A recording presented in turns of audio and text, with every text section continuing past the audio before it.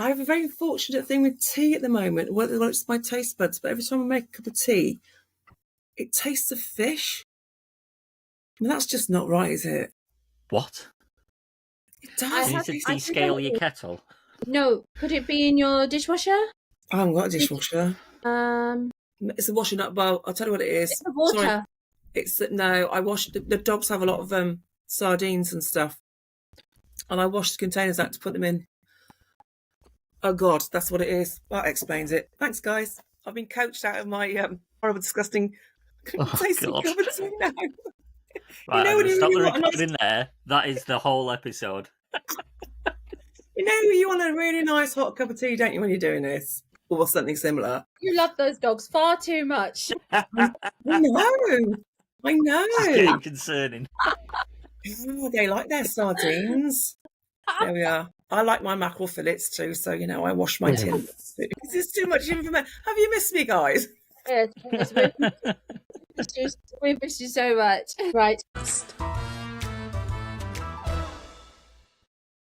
Hello and welcome to another episode of the Naked Coach Collective.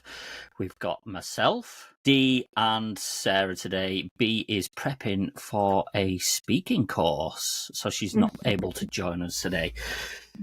Okay, today's episode is all about vulnerability in coaching. Now, when I saw this topic, when we were writing down the content calendar, I saw it and I thought, whose perspective is this from? Is it from the coach's perspective or the coachee's perspective? So I'll start with that question for Sarah, who looks petrified that I was going to ask her that question then. I think with looking at where I'm at on my own journey with coaching, I am taking it initially from the coach's perspective because we do show vulnerability. It's a very natural feeling to have. None of us like to actually show it to anybody else though.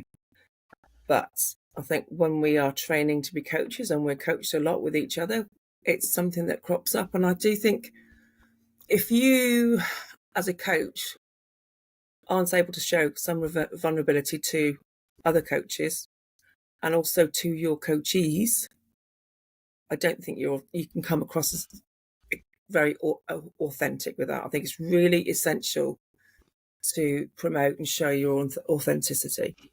And it's all part of telling our own stories, isn't it? We've all got our stories. We're all going off in different directions with coaching and constantly learning. And life,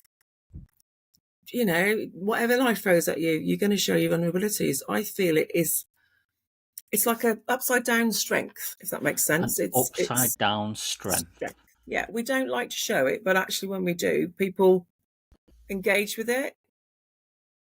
If someone stood in front of me, say somebody who was quite, I don't know, well known in coaching field and was really cocksure themselves, that would absolutely turn me off. They would not get anything from me as a person because it's just not my bag. Sorry. And the whole thing about coaching is digging deep, isn't it? Getting to the nitty gritty and supporting your coachee to find that place, to find out what they're initially looking for, but often what we find through conversation may be something different.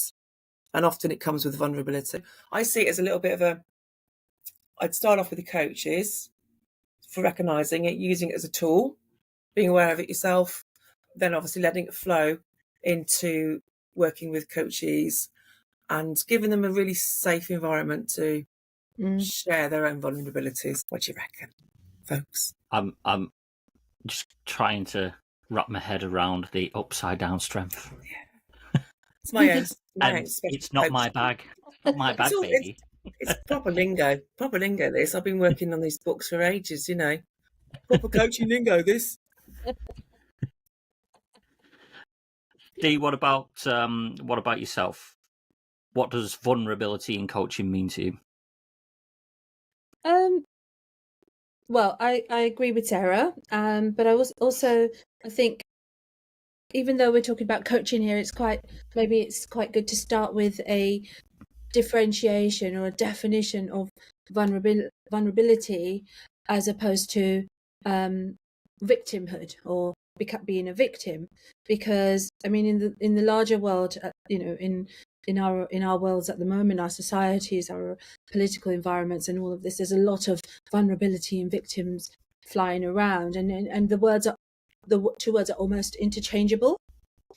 But within coaching, I think, because I was thinking about the difference between, a victim, something is happening to them that's out of their control, and it's either happening, it's really happening, or also you can get the victim mentality, it's in their head, or it's real or perceived. Whereas I think vulnerability isn't necessarily always bad. It's not always a bad thing that happens, and it's not happening to you in a sense. I thought that the differentiation would be that, if you're showing vulnerability, you're sharing your experiences, which you don't, as human beings, we need to share our experiences in a lot of ways, but we don't always, and we don't share experiences that necessarily don't always shine a good light on us.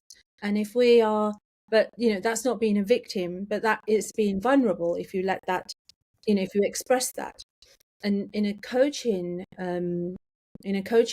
scenario, as a coach, I think if you show vulnerability, you are offering your coachee the opportunity to do the same, which means that they then are able to potentially talk about things that they may have wanted to keep, felt like they should keep hidden. I also think that it's really important that a coach isn't vulnerable without making sure that it's appropriate and relevant to whatever is happening in that conversation at the time.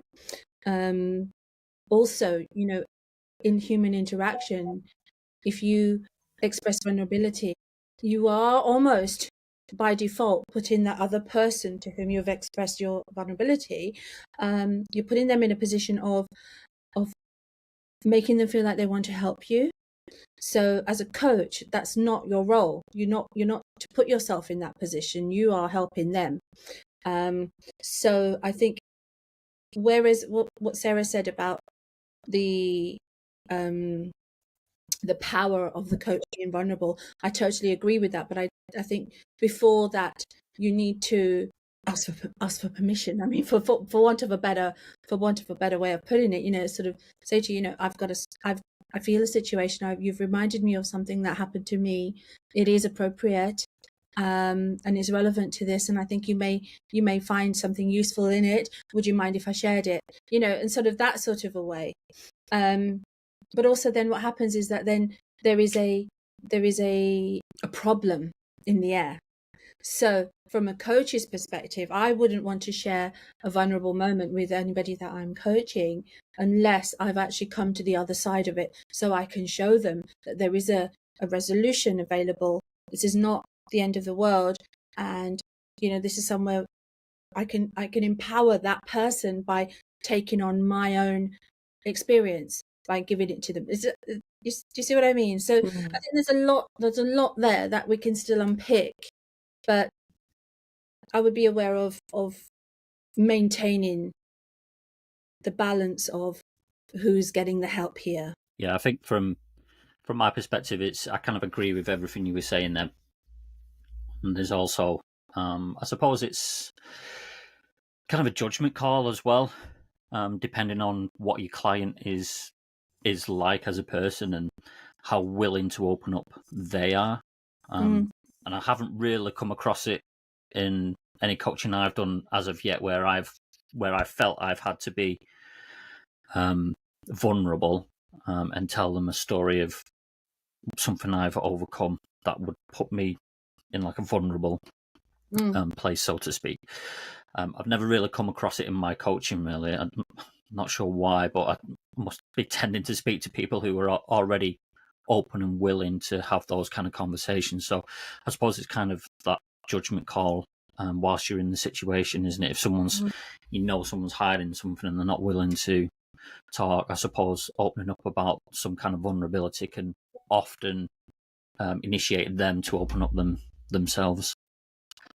Yeah, it builds trust, doesn't it? So you're Yeah. you're trusting, you're giving them something of yourself that is not known to the wider world. So you're building a trust with them, and therefore you're encouraging them to trust you back, to give you, to give you that. And also you are, in a way, I mean, yes, I have got a teaching background, so I suppose this word, you're modeling overcoming a, an event, a thing, or something that's happening to you. You're modeling it to them, and you're giving them another teaching term. You're giving them scaffolds. You're giving them the steps on the ladder through your own experience. Yeah, and it's a fine line, isn't it? It's a real sort of scales balancing act about when you share it, what you share it, how you come to share it, and the background to it. And it's making sure, like you said, that yours doesn't completely swamp what you're dealing with. I mean, yeah, and I don't know about you guys, but you do come across people in this arena, not just coaches, any sort of helping environments where you do get the people that you question, are they in it for the right reasons? Because You talking often about they the can, coaches or the coachees? the coaches, Right. that they can overshare and they get something from that Yeah. aspect of it, which sometimes can take over the reason we're coaching, Yeah, you have to be careful on that front as well, Yeah. because it has to be, I mean, it has to come back down to, is it going to serve the person who you're trying to serve here? Is your telling them your story going to serve them in any way? Is it going to build their trust? Is it going to make them confident enough to speak to you? Is it going to help them to solve problems, their own problems? Is it going to help them to be creative in their thought? It's I mean, I don't know if it is easy to forget that you're actually in a coaching conversation. I don't find it difficult. I do remember that this is a coaching conversation. You're not just having a chat with your mates over a drink. It's sort of it stays in your mind. I think when you've experienced both sides, as we all have, both sides of the coaching, I think it does stay in your mind that I don't want to say value or power in a way that puts people in places. I don't mean it like that. I mean it like just from a perspective of being there for support, help, guidance, and being the one to do the serving. Yeah, I think it's quite important for me anyway when I take on a new client and we kind of have the first initial call. I kind of make it very clear that, look, I'm not here to be your friend. I'm here to coach and help you get the best out of yourself. I'm not here to be your friend. There has been, like, when you go through all the practice coaching and you're having coaching sessions with people, when you're practicing and you kind of get into like just friendly conversations. And then I've always thought, well, is it right that we continue to have that kind of coaching relationship with each other because we're kind of friends as well? It's a bit of a mixed ground, isn't it? But just coming back to the power of vulnerability in coaching and what that word power means to you within that situation of the vulnerability in coaching. For me, it's being able to open up a safe space for a client to allow them to share and have these breakthroughs. What about yourself, Sarah? What does the power of vulnerability in coaching mean? That word, I the think power, and what does that hold for you? Power of it, I think the power, like I say, the power comes from giving the person the opportunity, which is, like you just said, the space they need to feel that they can express what they need to. I think again, coaching is a phenomenal career in the sense that this one aspect, it just slots in with so many others. It builds trust. If you've balanced it rightly and you're showing a degree of vulnerability to facilitate your coachee opening up and being able to express that, it automatically improves the rapport, therapeutic relationship. It builds up the trust. I think it gives a lot of weight to increasing both parties' authenticity within that coaching relationship that you've got. I think it just, we talk about having toolboxes and going up ladders and stuff like that, don't we? It just accelerates that potential within that relationship and the potential for the coachee to move forward as well. So I would say those aspects are important: the trust, the authenticity, the strengthening of the rapport. It all becomes quite powerful from those things. Absolutely, I love that authenticity, and that's where as well you have to be careful, because it may just not be authentic you to share your vulnerabilities. Yeah. In which case, it's going to be blatantly obvious to anyone that, oh, she's just telling me a story because, she thinks it'll fit in. But, I think the authenticity is a really powerful thing. And what you get when you give your authentic self is hopefully you get an authentic self back. And that's when you can start doing the deeper work. Because if people have got a wall up, because they think they can't tell you certain things because whatever, for whatever reason, you're not going to be able to dig deep and get those creative ideas and solutions out, right? So you have to get past that. So a coach appropriately, authentically vulnerable will have opened themselves up. So they will have exposed themselves in a way that hopefully would encourage that higher level of openness as well. So the power there is held by both.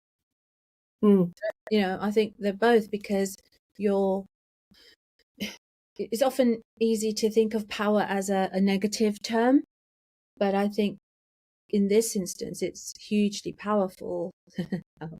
is hugely appropriate that you share the power even within a coachee situation. Actually, you've just really tipped the power, the negative connotations of power right on its head there, Dee, by saying share. Don't you? Thank you. Absolutely.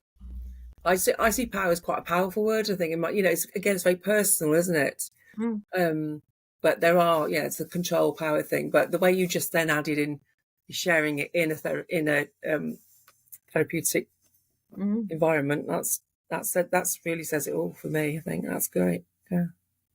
Thank you. I think I've kind of approached this from the coach's perspective, just as this little conversation, but from the client perspective, and Dee, you've kind of mentioned it a bit. I think the power of being vulnerable there is you, as a client, you are opening yourself up to so many breakthroughs, so many light bulb moments that you could have. If you are not open, honest, and willing to be vulnerable, then those blind spots are going to stay in your blind spot. Does that make sense? Have I made sense there? Those blind spots are going to stay in your blind spot. Does that make sense? Well, blind spots are going to stay put, aren't they? They're not going to shift. Yes, thank you. Yeah.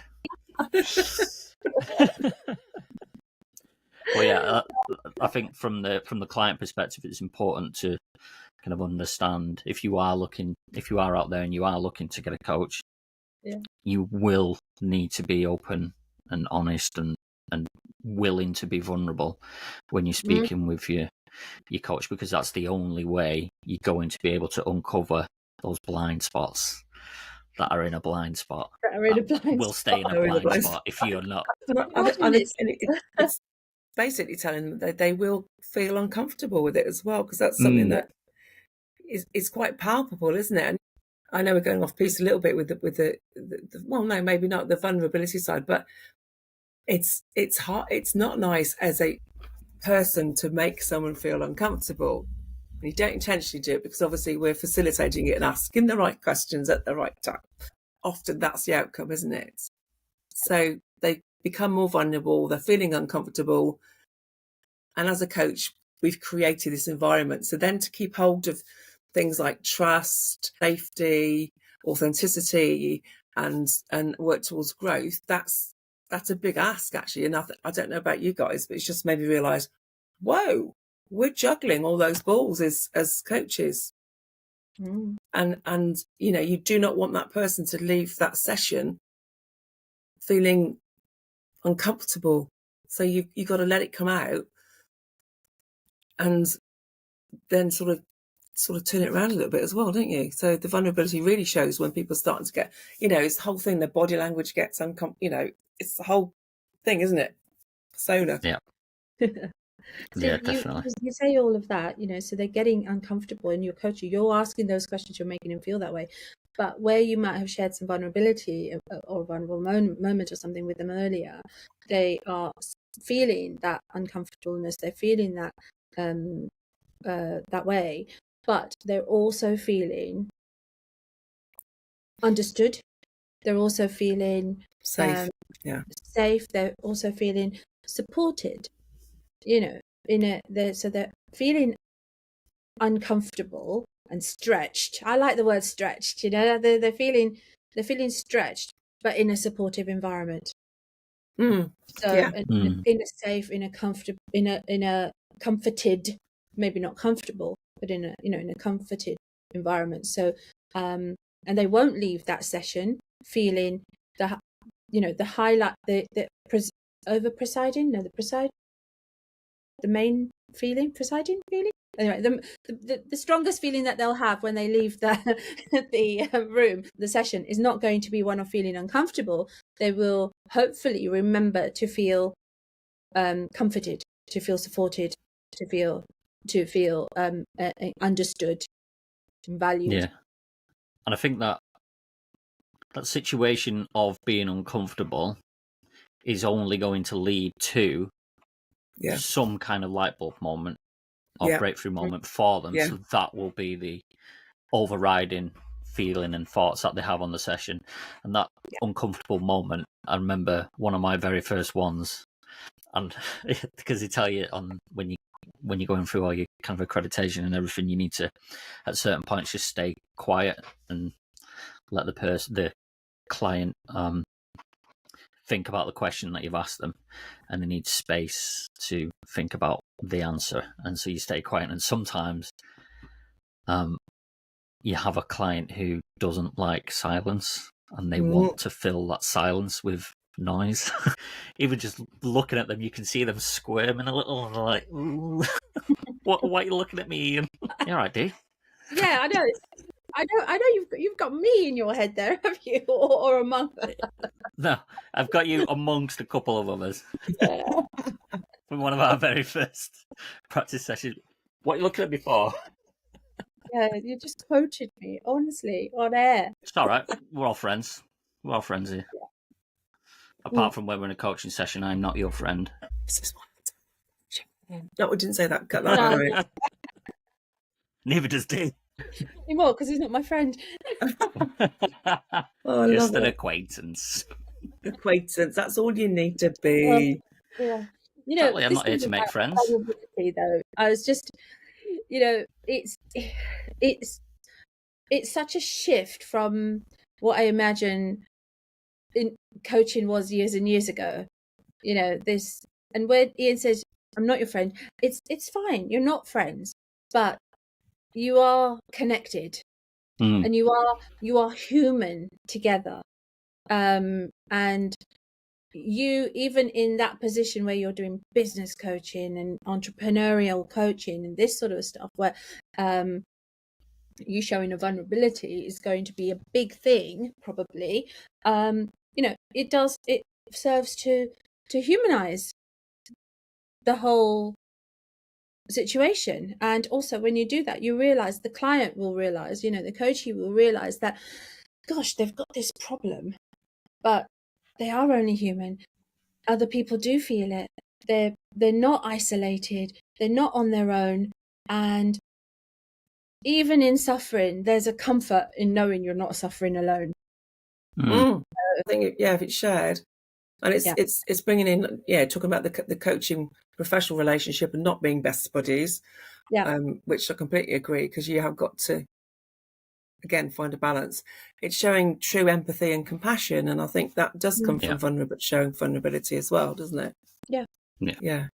And then giving them a chance to then self-reflect once it's come out, whatever's been discussed, to have that time, maybe in silence, like you said, Ian, which could be uncomfortable, but then to be able to self-reflect and take it on and hopefully share it again, share where they've got to, isn't it, before that session finishes, so it feels comfortable. Yeah, absolutely. And like you say, the light bulb, I mean, we all love the light bulb moments, don't they? Because they can come just out of the blue, literally, and you think, and sometimes you get a feeling before your client has clocked that something's really shifted. You get that feeling, don't you? Thinking, well, this is it. This is where we need to be, and you get so excited and sit on your hands and stop grinning from ear to ear and going, "This is gonna be it." Yeah. No, You're like, go on. I love that. I knew that. You want one of those sort of like things where it lets all the confetti down, going, "Yay!" I've never heard that in words, and yes, that is so true. I'm like, oh my God, I really didn't realise that feeling had words, and it does. So thank you, Sarah. Oh, that's a pleasure. The thing is, it's so nice, we all know what it feels like, and you just get such a, I'm just like, I'm going to pass out with excitement in a minute. Oh my God, it's there. Come on, you've just got to get it out. Come on. And if they don't quite get it, and you think, okay, let's just try a different angle here. It's like watching those, when you do those things at the fair with the horses, you have to throw ping pong balls to make the horses to move up in the race. It's like that. Better. What is coaching to you? It's about chucking those balls into the hole so the horses. Why isn't it like that for everybody? Come on. So if you're looking for a wacky coach that likes throwing ping pong balls, I'm here. I'm blown away by this. I absolutely love that you put into words how I feel in situations, and it's just phenomenal. Thank you. Oh my God. I'm having one of those moments. That's so good. That just shows, we can actually, because sometimes when we discuss feelings can be, they're very difficult to discuss, aren't they? Or describe. Yeah. So it's really nice when we get a little bit of a. I love it. Yeah, absolutely. That is insane. I love that. Yay! Is that a good place to end it there? Yeah. Or is there anything else you wanted to cover off? No, you said something. I wrote notes here about friends and power, but I can't remember this. Look at you writing notes as we go. I didn't know you were talking, so I didn't want to interrupt you. And you said something about friends in power, and then we moved on to something else. But so it's absolutely fine. That's just one thing I've made notes. Ian, you're slacking. Come on. I'm just seeing what else I've got in my notes that I. Oh, am I the only one not making notes? I'm writing notes as we go along, and just sort of as my thoughts come over. What we didn't have a chance to do. What we didn't go, it just touched right at the very beginning, very slightly, and I think I'd love to hear your opinions on it as well. Is that difference between victim and vulnerability? The victim and just because I when I started thinking about this topic, it just came into my head, and I thought it would be very interesting to hear your perspectives on that as well. I think this could be a whole episode on its own. Yeah. The whole victim mindset that I see people having just blows my mind. I just cannot get my head around that type of mindset. I just can't compute why people have that victim mindset. So for me, this could be a whole episode on its own for discussion. Maybe you can help me try and understand. Well, there's a tension, isn't there, from victimhood? So it's something that feeds on itself. Yeah. If a person is starting down, I've got my many years in NHS head on here, and victim mode has such an impact on whether someone in my OT job remains positive, remains independent, moves forward with I've met people who have got profound disabilities, but a fantastic mindset, and they choose to have a good life. And then you'll find somebody else, and I can meet them on the same day. I could give you examples. Somebody that's got something that's niggly for them, nothing massive or profound, but it's the end of the world for them. And I think the danger, and and I talk from experience, because you guys know what I'm like. I'm a bit, flaky with things, but I think if it gets hold of you as a person, it's very destructive. So what I class as victim mode, I think that's quite a difficult area to coach. So I think you're right, Ian, you could have a complete session on how do you unpick this mindset, because especially if it's been entrenched for a long time. It's the mindset thing that is the key here, isn't it? Your circumstances, two people's circumstances could be exactly the same, and their mindset is what will influence their outcome and the result. So a whole new episode. I love that. I think that's a great idea. Put that on the list, then put it in a calendar. I'll put it in the calendar. The only thing I was going to I don't want to end it in this, so we need to end in something more positive, but it's just highlighting, we mentioned some of the negative aspects of vulnerability, and I think we need to be aware of it as coaches and when we're coaching, because there is a risk of exploitation in some situations, and if people have experienced that again weighs more heavily, doesn't it? And feelings of exposure, again, depending on the niche, any niche really, but some you may feel that more than others. And social judgment was the other one I popped in there. But obviously the main core for any of those negative ones is to create a safe environment. Yeah. See, one thing I think we did we touch on how coaches expressing their vulnerability will potentially, especially when they talk it through to the very end and how they got to the end, just encourage the coachee to think that they're on a journey rather than this is it, So there's a process. You're on that journey. It's just a setback, or it's just, it's just a little hitch. Yeah, it's put in context, isn't it? Yeah, and you just move on, and the end. It's not actually the end until you've overcome it. Exactly, and I think it's kind of on that point of a coach opening up about a vulnerability, and then it helps the client understand that they're not alone and that they're on a journey and everything. It's also important to know that coaches have coaches, right? We all need our own coaches as well. So it's important for clients to understand that as well, that every coach is going on their own journey with another coach as well, where they're the ones in the hot seat, so to speak. So are we willing to share one thing that we feel vulnerable about as coaches to our audience? I can share one that I kind of shared. I think I shared it on last week's. Did I share it on last week's episode? I can't even remember now.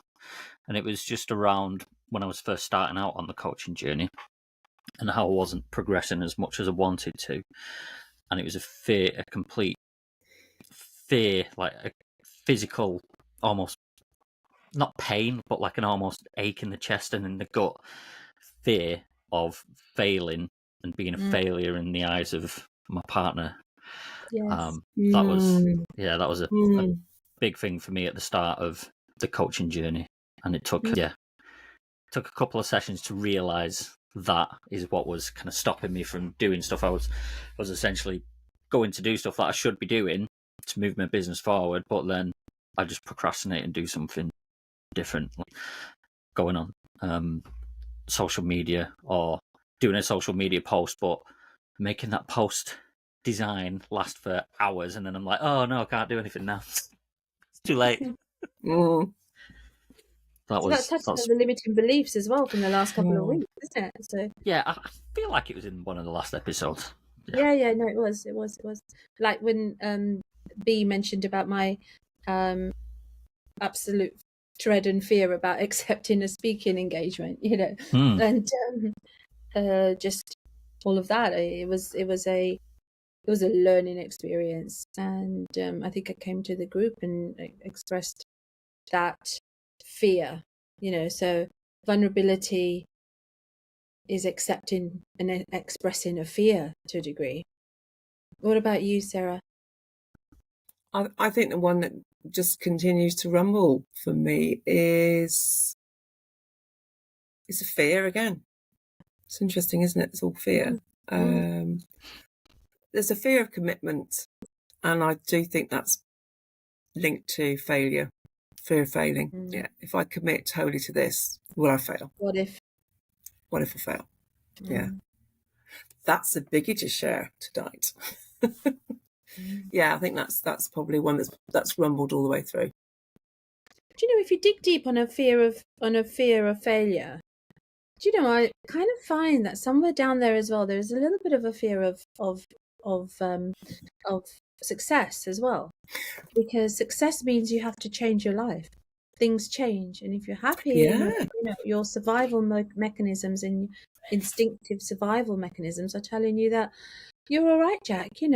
You start being successful, you're going to have to, things are going to change, and it might not be that great. So fear of failure, fear of success. I don't think there's a lot of... you're bang on there, love. You're bang on. Yeah, all right, Jack. And it's changed, isn't it? I mean, change is a classic for anybody, isn't it? I think we do like this. change. No, we don't. But as humans, no, absolutely we're surviving. Not. We're getting food. We're being looked after. We're keeping warm. All this, our brains don't like change. Amen. There we. Amen. Is that me? Oh, Jack. And on that note, shall we end it there? Yeah. Wrap it up, nice, Mr. Whitehead. Mr. Whitehead. And that wraps up another episode of the Naked Coach Collective. Thank you, everybody, for joining us. Tune in next week for our special guest interview with Monica Martin. And that's a wrap. Okay, everyone, be there. Oh, God, I've ruined it. We never. Every time, ever. Ian. Yeah. I'm so stupid. Every time. Do it. And remember, folks. Be there. Be there. Rewind. Let's try again. And remember, folks. Be there. Be there. Be naked.